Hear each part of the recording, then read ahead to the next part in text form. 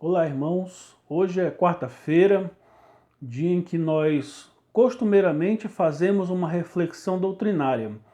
E faltou a segunda parte de um vídeo, ou do último vídeo que eu postei lá no canal no YouTube, que falava acerca do fundamento da fé. Ficou faltando uma segunda parte. Se você for lá ver o vídeo, você vai ver que aquela lá é a primeira parte. Naquele vídeo, só para resumir, eu tentei mostrar a diferenciação e definir aquilo que a palavra de Deus nos coloca acerca do que é a fé. E tentei fazer uma diferenciação daquilo que nós podemos chamar de uma fé subjetiva e uma fé objetiva. O que é uma fé subjetiva? É claro que, falando em termos gerais, toda a fé, né, no sentido de que nós possuímos ou daquilo que Deus nos concedeu, ela de certa forma ela é subjetiva.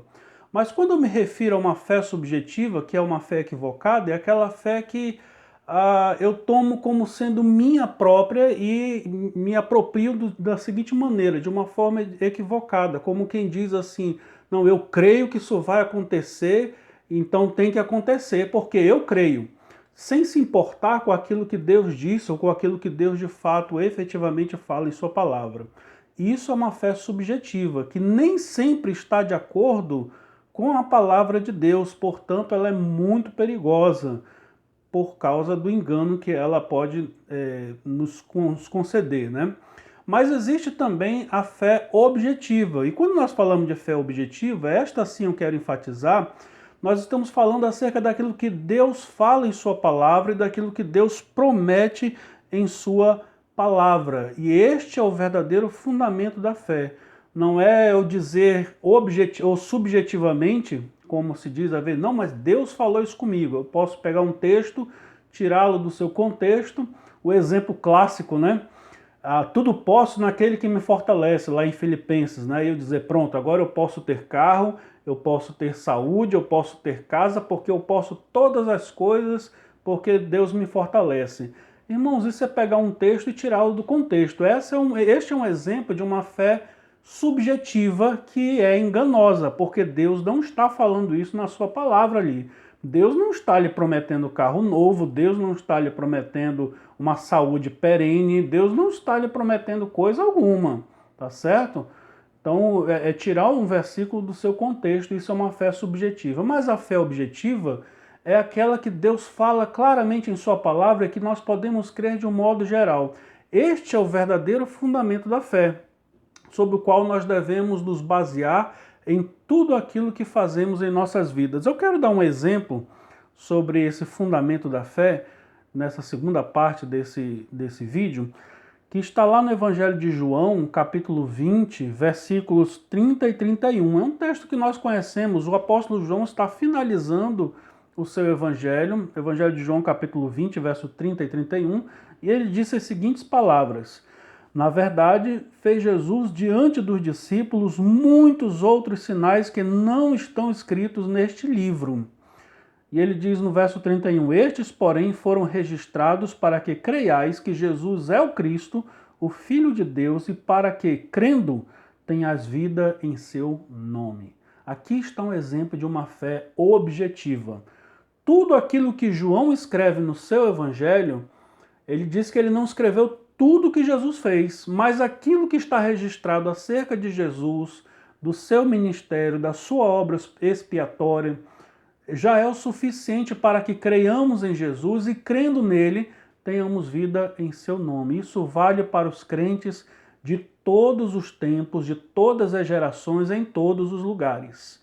Então, esse é um exemplo de uma fé objetiva, que vale para todos e que nós podemos, de fato, descansar e lançar a nossa fé sobre estas palavras. Pegando estas palavras de João, nós podemos, de fato, aplicar a toda a Escritura.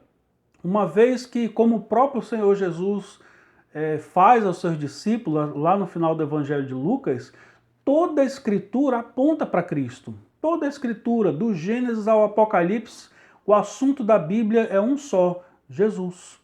A palavra de Deus tem por finalidade revelar a Cristo e mostrar os atos salvíficos de Deus na história. Portanto, meus irmãos, o verdadeiro objetivo, fundamento da fé, ou de uma fé objetiva, é aquilo que Deus diz em sua palavra.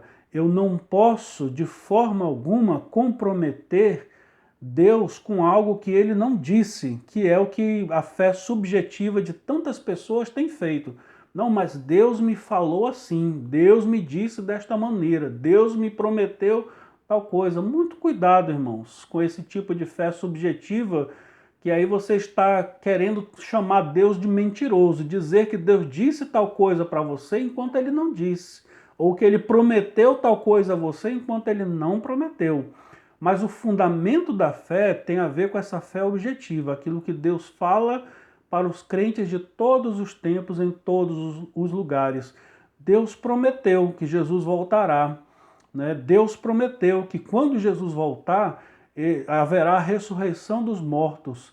E também o fato de que esta fé objetiva está alicerçada naquilo que Deus também pode fazer no presente. Não significa que ele vai fazer, mas ele pode.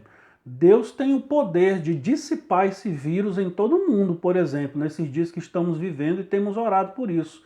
Ele pode fazer isso daí.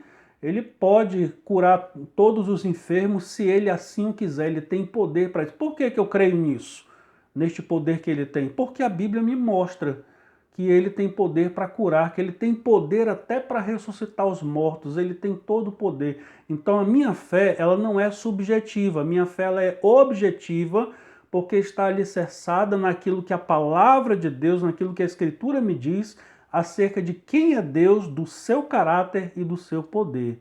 Esta é a fé objetiva, é com base naquilo que a Bíblia me mostra, eu posso de fato crer neste Deus e na pessoa deste Deus. Mas também existe um outro aspecto deste fundamento da fé, que parte da Escritura, né? Ou seja, a partir da palavra de Deus, que tem a ver com os aspectos doutrinários. Aquilo que a Bíblia me mostra acerca de Jesus, acerca de Deus, acerca de quem Ele é. Eu tenho um corpo de doutrinas que me norteiam, que servem de fundamento para que eu creia em tudo aquilo que a Bíblia diz acerca de Jesus, de quem é o Senhor. Então isso também faz parte da nossa fé objetiva. O grande problema da fé evangélica brasileira é que na sua grande maioria está fundamentada nessa fé subjetiva que tem a ver com experiências espirituais, sensoriais, né, que nem sempre diz respeito àquilo que a Bíblia nos mostra. E isso é um problema muito, muito sério.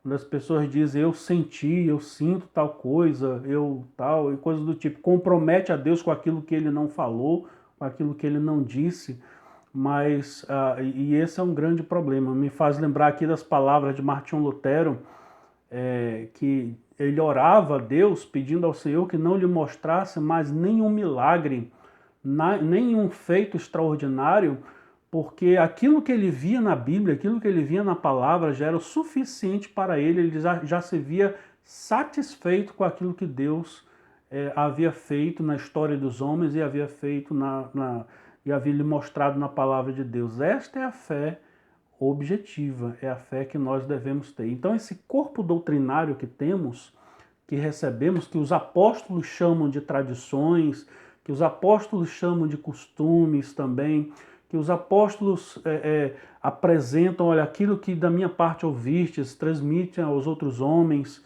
ou aquilo que eu recebi, eu transmiti a vocês. É o fundamento da fé da igreja também, da igreja protestante, da igreja cristã em todo o mundo. A nossa confissão de fé de Westminster vai dizer que Deus não fala através de novas revelações do Espírito, porque tudo aquilo que Deus tem para falar, Ele nos fala na sua palavra, porque a sua palavra nos aponta para essa fé objetiva. E este corpo doutrinário que procede da palavra de Deus é o que deve nortear a nossa vida e é o que devemos seguir. Então, meus irmãos, já quase finalizando essa pequena reflexão, tomemos o cuidado de comprometer a Deus com aquilo que Ele não disse. Que grande pecado, né? Ou dizer aquilo que Deus nunca disse. Então tome muito cuidado com isso daí. Mas aquilo que a Bíblia me mostra que Deus disse, que Deus prometeu, eu devo crer. Ele prometeu que Jesus voltará, então eu creio. Ele prometeu que Jesus vai ressuscitar os mortos quando ele voltar, né? Então eu creio nisso também. Essa é uma fé objetiva e a fé que nós devemos buscar, zelar e aprender cada vez mais. Então que Deus lhe abençoe nesse dia e que tenhamos por fundamento a fé objetiva. Podemos e devemos crer que o Senhor pode curar, que o Senhor pode mudar situações, podemos e devemos. Com base em quê? Com base na minha fé. Lembra que eu falei da fé na fé que as pessoas têm? Geralmente as pessoas têm essa fé na fé. Eu creio, mas eu creio. Mas creio em quê? Eu posso crer, mas com base naquilo que a palavra de Deus me mostra quem Deus é. Que Ele é todo-poderoso, que Ele é bondoso, que Ele é misericordioso, que Ele se compadece da sua criação, naquilo que aquilo que a palavra de Deus me mostra que Deus pode, tá certo? Só um último texto que eu me lembrei aqui, é que no início do Evangelho de Marcos nós encontramos um homem acometido de lepra que chega na presença de Jesus, se prostra na presença de Jesus e faz uma oração de uma fé objetiva. Ele diz, se tu quiseres, tu podes purificar-me. Vê lá, no início do Evangelho de Marcos.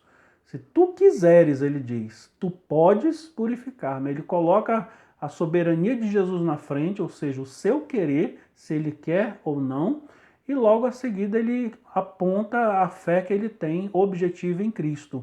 Tu tens o poder de me curar, tu tens o poder de me purificar, se tu assim o quiseres. E Jesus, compadecido daquele homem, toca nele e ele é curado. Esta é a fé que devemos ter, irmãos. Esta é a fé que devemos imitar. Senhor Deus nos abençoe nesse dia de hoje. E quem sabe até uma próxima live em nome de Jesus.